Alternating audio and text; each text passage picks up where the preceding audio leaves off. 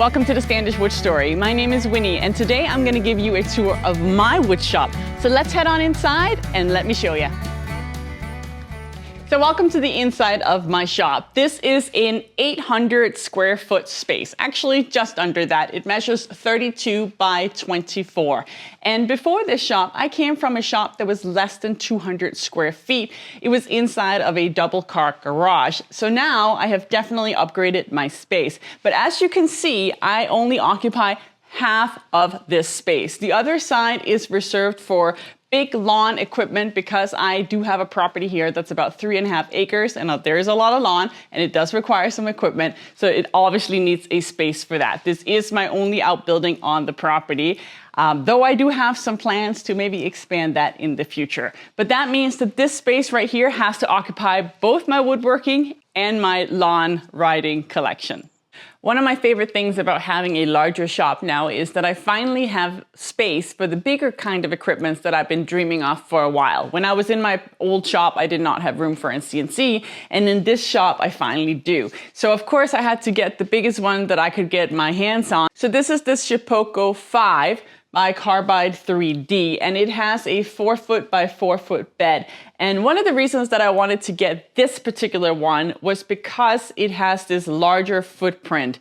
But I will say that it's pretty rare that I use it. Most likely, I probably would have been fine getting one that was 4-foot by 2-foot, and that would have saved me quite a bit of space on this end. Now, it's not that big of a deal because I do have the space for it. But if you are in the market for a CNC, I can honestly say now with the amount that I've been doing, unless you're doing something really big all the time, then chances are you probably don't need this big of a footprint because the smaller one will be able to do just as much. I did upgrade to the spindle, so this does have a spindle. It is still one that runs on 110 power. It is not the 220. I do have 220 in my shop, but I'm only wired for it in a few particular spaces. So if I wanted it for this one here as well, I would have done another plug. I would have needed to do another plug, and I just wasn't ready to invest in that after having already invested a lot in my shop when I moved in. All wood shops needs a space for storing wood. It is key because you could never have enough of it and you're always going to be running out of space. I have once again utilized my vertical space by hanging most of my storage directly on the wall.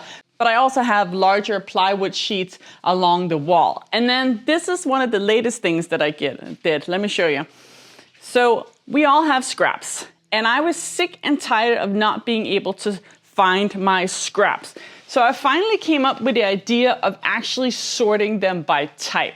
So most of these bins only have one species of wood. The exception being I have one that's for maple, and that both contains wormy maple and regular maple. But for example, I have all my white oak right here. I have all my cedar offcuts here. I have all my poplar here, and I have walnut and cherry, and then that was the maple over there. And the benefit of that is when you do need a piece of scrap, chances are you already know the species that you're working with or that you want to work with. Or if you need to combine multiple pieces together from your scrap pile, it's a lot easier now because I know that everything is in this pile right here.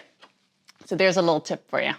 One of my favorite tools in my shop is still my SawStop Table Saw. This thing is a workhorse. It is 1.5 amps in power. I was not able to get the 3 amp one when I invested in this one, and it is running off of 110 power instead of 220. I do have the ability to upgrade if I ever need to, but I haven't had the need yet. Normally, I have a thin keef blade on here when I need to cut something that's really, really dense. Most of the time, I just have a standard blade from SawStop that's on here as well. They have great quality blades, and I like them, so I've been investing in those. I also have a router table at the end here. This one is, again, part of their ability to upgrade. So I did add the router table right here at the end. But at this point, I think I actually want to add it to the other side. I am in a situation right now where I am considering relocating my table saw a little bit. I want to move this slightly in towards the middle of my shop. And that is because one of the things that I don't like, that I've been battling with from the beginning, is all of this hose business right now. Because as you can see, I have my dust extractor right here. And when I am walking, this is a tripping hazard, and it is silly. I definitely should do something about that, but I haven't because, well, life happens. So what I want to do is I want to do more like what I had in my old shop, which is have my table saw against the wall. But in order to be able to do that, I need to refigure all of this once again. So that router table needs to go to the other side, which is an option, but there's something about the wing that needs to be changed. So I haven't quite figured that out yet.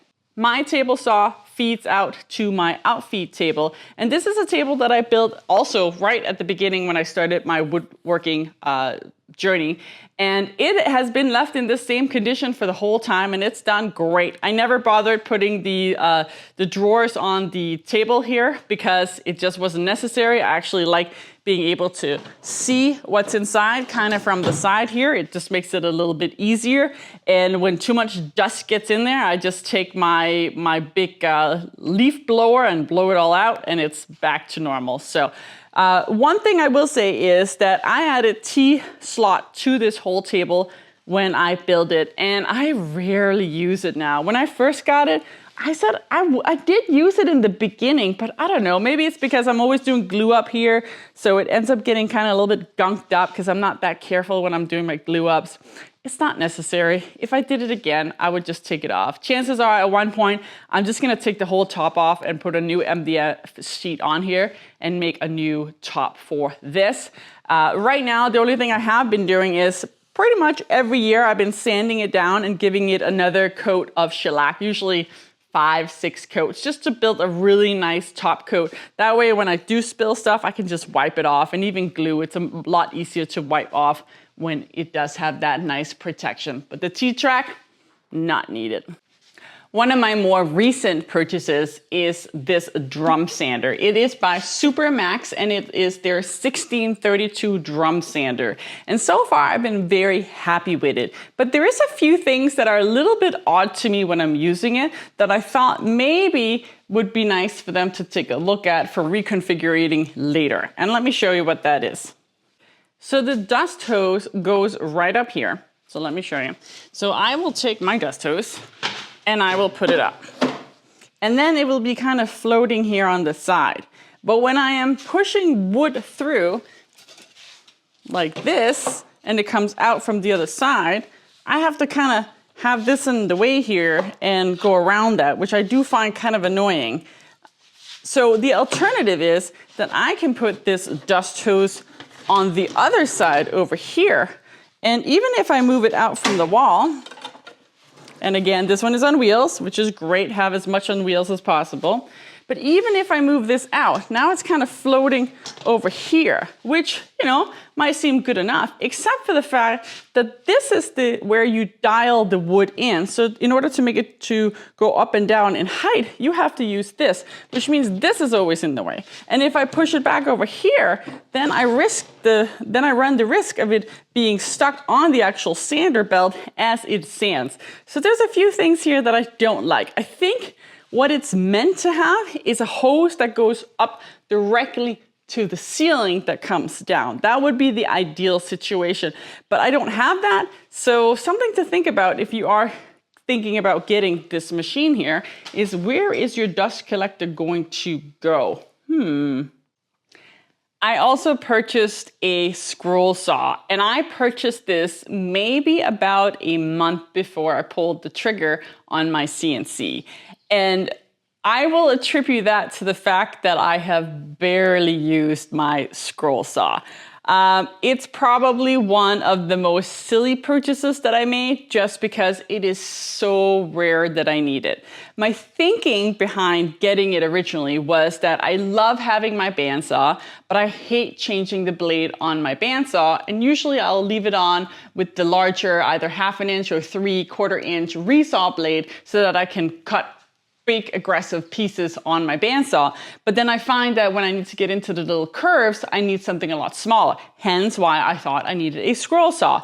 But I am finding that it is not as plug and play as I would have wanted it to be in terms of using it. The wood is very different because it it hops up and down when you're using it because this blade goes up and down, where with the bandsaw, it only goes down. So your wood is always going to stay nice and straight as you push it along, where here you have to hold it in place or it's gonna be wobbling all over the place. And because of that, I'm having a hard time figuring out how to use it. And could I learn 100%? Am I going to? I don't know. I'm honestly not sure because now that I have the CNC, I do tend to use the CNC for the smaller stuff. So it's pretty rare that I use this. Will I sell it? I'm not sure. I think it depends if I need the space for something else. Otherwise, it will stay in my shop until maybe one of my kids wants to take a look at it. This is my king jointer, and this is probably one of my favorite tools in my shop because it is a beast and it is amazing. It is super powerful. It is running off of 220 volts, and I upgraded to the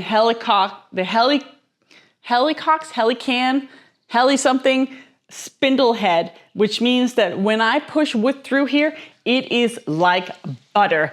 And honestly, if you can get a nice big one like this one, it is 8 inches, go for it. Even the 10, don't go for the 6 inches. It's never enough. Unless you're buying teeny little boards, you're gonna need at least 8 inches. And having this length here as well is just brilliant.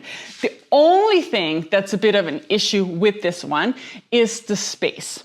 Because when you want to push a piece of wood through, you have to consider the size of the actual wood piece. So in this case, this is just a 4-foot piece. But to show you, if I take this 4-foot piece, I need to have quite a bit of clearance. So if my wood was any bigger, let's say it was a 6-foot or even an 8-foot, this machine would get in its way. So you do need a lot of space wherever you place a jointer in order to get large boards to be fed through. Now I have the benefit that even though this is not on wheels, which again it should be and it's on my to-do list, I do have my bandsaw on wheels. So whenever I need to do wood where I need to do something really, really large, I will just pull out my bandsaw and then I have that extra length that's needed. And the same thing on the other side, I have lots of clearance on that side, so that is not the issue. But that is a consideration for when you're thinking about a jointer, where you're gonna place it in your shop. It needs a lot of clearance, and if you do get a great one, it probably also needs a lot of power. This is my Laguna bandsaw. It is the 14BX version, and I've also had this for a few years now, and I do like it, but I have had issues with resawing. It has been something that I've spoken about a million times in my other videos, and so many of you have given me so much amazing advice, and I promise you I have tried them all out, but I've just never had success at 100% resawing wood to make it completely straight. It's probably me. I'll admit it. It's me. I'm the issue. It's not the saw. But regardless, it's not working for me.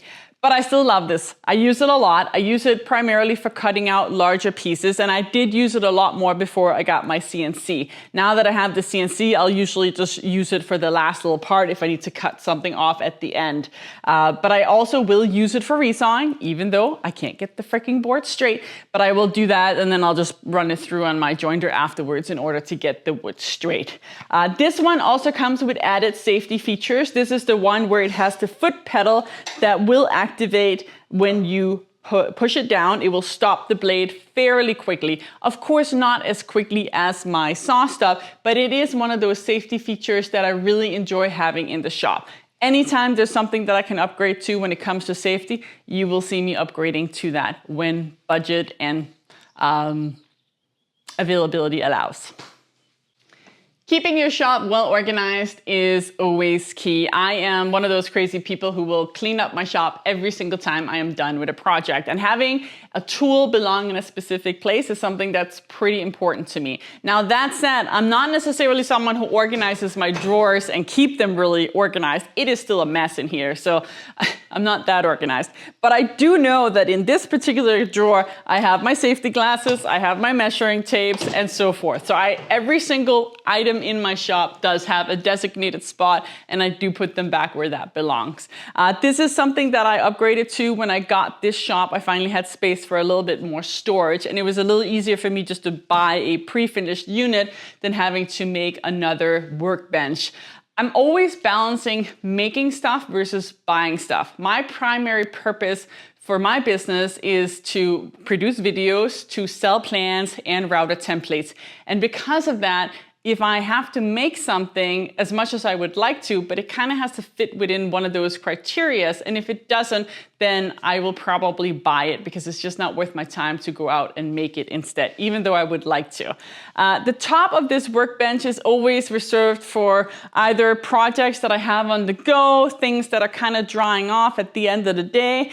Of course, my coffee is always here. And if you are wondering why I have a wine glass out here, it's not because I am drinking in the shop. Well, at least not right now. No, it is because I'm working on a prototype. I have been testing different projects out in order to make a really fun charcuterie and wine glass holder. So this might be a different project. This might be a project that I'll be showing in a future video, but right now I am just testing. And that's part of my channel. I test things out before I show them to you. So if you are interested in easy to build projects that have been tested out and where I've kind of learned as I went along and learned the lessons, then please check out my other videos. There's a whole bunch of links to them right down here or up there or somewhere in this screen here. You'll see the link. I don't know why it took me so long to get a freaking shop chair. This is something every single shop should have. Can't be standing on your feet all day. You get tired or you just need to do something where you want to just sit for 5 seconds. So I got this nice Dewalt shop chair. I got it at a great price. It was on sale and it has adjustable height and I use it all the time. I use it when I'm here doing stuff for the CNC. I use it when I'm here doing stuff for my laser, and I use it over here because this is kind of my makeshift workstation. This is where I will sit and design some of my files when it is a nice temperature in my shop. But it's also here that I hook up to my laser when I need to cut different router templates, because the router templates I cut, I ship, and I send to customers all over the world. And it's a great space to have for that. I do have a second screen for when I want to make something extra. I have my envelopes underneath here, and I also have extra storage space under my CNC where I keep some of my extra router templates. I don't keep a crazy amount of stock, primarily just because of space. I don't want to cut a whole bunch well in advance. I kind of just print it as I need it. Over here, I have my miter saw. This is the Festool Kapex miter saw, and I've had this for close to 3 years now, and it has worked tremendously. I've never had any issues with it. It can cut through all wood. No regrets spending a single dollar towards this one. I also have the dust extractor right next to it. This is also a Festool, and one of the reasons that I like this dust extractor is because it is a little bit more flexible than my other one that I have over on the wall. This one I can move around. I can use it for my sander because I also have a Festool sander, and I can also use it for my CNC because I never actually went ahead and bought any dust extractions for my CNC. I've just been using this one, and so far that's been working for me because it's pretty rare that I cut something on here while I have the CNC running at the same time. So for now, this is saving me some money, and I do have to change the filters. That's the only thing. If you're doing large CNC projects, you're gonna be changing the filter a little bit more often, and they are quite pricey. So maybe in the long term, I'll probably just get a smaller version for the CNC, but for now, this works just fine. Something that you probably don't talk too much about when it comes to a shop is lighting, and lighting is key. When I first moved into this shop, it had the worst light. It actually only had these lights that are right over here. So I had some electricians coming in and add all of these extra lights. And even with these extra light strips, it just wasn't enough. This was a very dark space, and because I'm filming, I'm always trying to get the best light. So I have a few different things that I utilize in my shop because I'm filming. I bought these Amazon lights that are great. I can just move them around. They are a little bit flimsy, so they do tend to fall over, but they worked really well for me this past year. But the biggest thing that I did, and I just did it recently, is these amazing doors. I upgraded to these really great frosted doors that just let in so much light. And that has been a game changer in my shop, because now when I'm in my shop, I can see the world. And I'm here during daytime, so this is the time that I'm in here working. And I'm very happy that I did it. My only regret is that I didn't do it sooner. I want to take a quick minute to say thank you so much for following along this wood story so far. If you're liking what you're seeing, please consider giving it a like or even subscribing for more great content. And if you'd like to support me even further, then I've made these really fun t-shirts. This one I call the upside down flip shirt because not only is it functional, it is also extremely practical. For example, you might be wondering why it's upside down, but it's actually so that you can read it and so that you can convert measurements right on the go, knowing that you can take something like a quarter and bring it over to the millimeter section and know that that's 6.35 in no time, making it both fun and functional. And I'll leave the link right here so that you know where you can get it and know that you can both get it in this t-shirt style, but I've also added some new fun summer styles for you to check out. This is my Omtech 80-watt power laser. I use this machine to cut all of my router templates. It has a nice wide bed. It's about 28 by 24, if I remember correctly. I'll leave the measurements down here just to make sure. And it is working great. I have yet to have to replace the laser head, and I am 3 years into this laser journey, so it has done me well. And in theory, it should be as easy as just replacing the laser head when the time comes when I need to do that. It is an 80-watt laser, and even though it can cut at 80 watts, they do recommend that you never use the full capacity. I think it's about an 80% ratio, so you never want to go over, I guess that would be closer to 60 or even 55 watts when you are cutting. Now, don't ask me why, I don't know why, but that is what they recommend. I think it has to do with the fact that the laser tube will burn out quicker if you use the max capacity. So usually what I will do is I cut a lot of acrylic on here because I use that for the router templates that I sell. So I will often do 2 passes at a lower power, and it does take a little bit longer to cut it that way, but I don't really have a problem with time at this time in my career. Most of the time I'm in here doing something else. It's not that loud. I can keep it going while I'm doing other things. So that is the benefit. I do like this brand. Would I buy it again? I'm not sure. I am not endorsed by any companies. I am not sponsored by any companies. I continue to say no to all the different laser companies who want me to test out their products.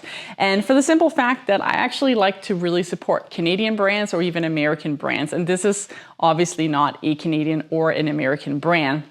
So if I were to test anything out in the future, it would have to at least abide by those principles. But when I do find something that I like, I have no problem recommending it. So I spend my money on this. It's worked well for me and it did great so far. So if you are interested in a laser, I only have good things to say about this one. All workshops need good dust extraction. It is so important for your health. And again, safety tips is something that I'm always going to promote. So one of the first things that I did in my shop, which has also come with me to the second shop, is to install my dust extraction system.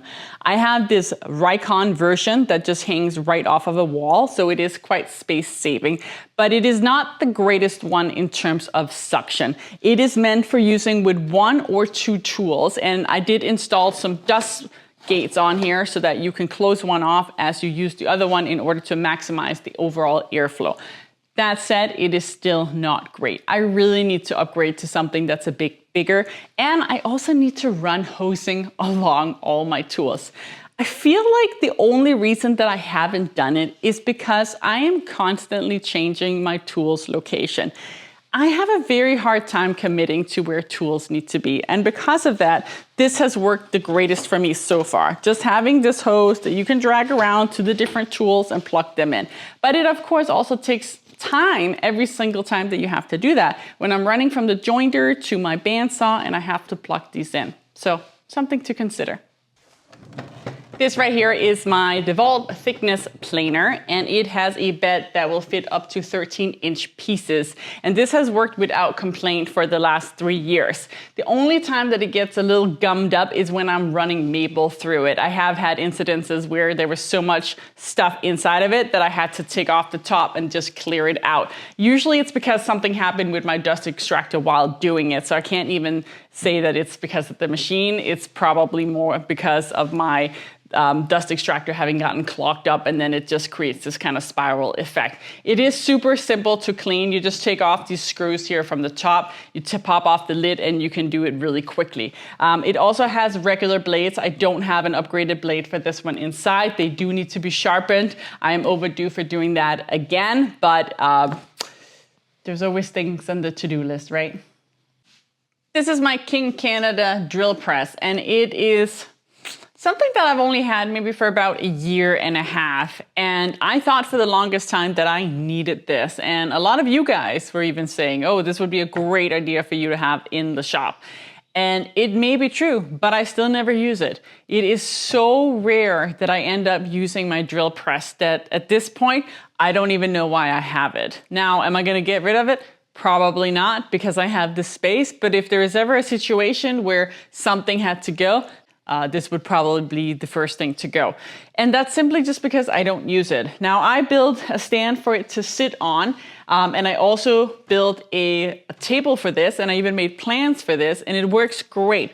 But again, unless you need a drill press, why have it?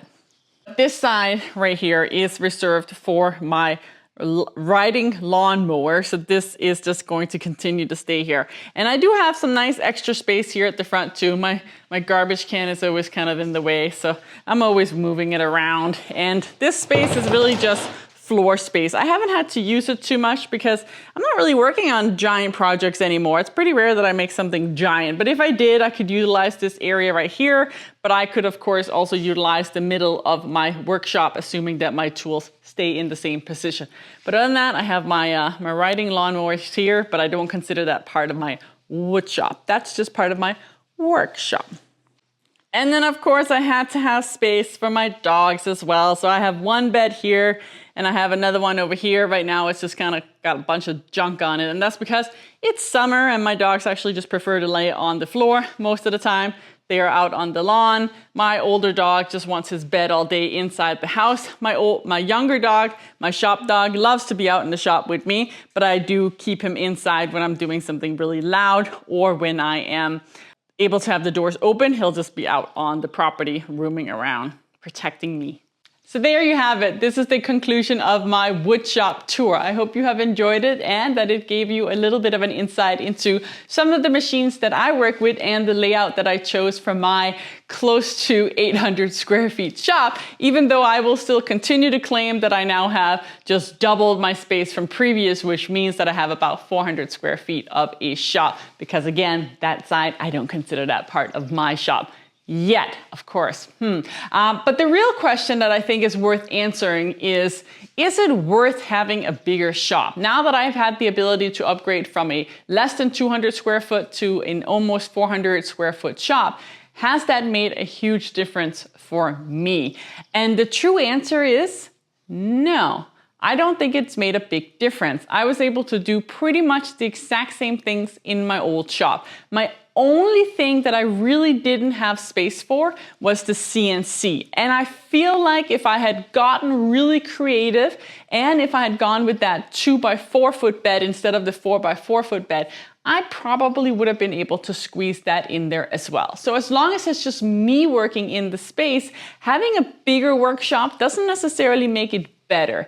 It does mean that I have a bigger space that I need to both heat up or cool down depending on the season. So that's not necessarily a benefit. Do I love it? Absolutely. I love my shop. I love that it's now a dedicated space. But one thing that I also don't have in this shop is water. My old shop was connected to the house, so I had a water line right out in the shop. I don't have that anymore. So now I actually drag water in, and I usually just have it in a pail such as this one that I can use so that when I do need some water, I can grab it from that. But of course, that doesn't quite work in the wintertime when things are freezing. So leave me your feedback below and let me know, how big is your shop and are you happy with it? And have you ever considered if upgrading or downgrading will make a difference to your shop? Because I'm curious to know. Thank you so much for watching this Wood Story. I look forward to seeing you at the next one. Don't forget to like and subscribe for more great content, and I will see you soon in the next Wood Story.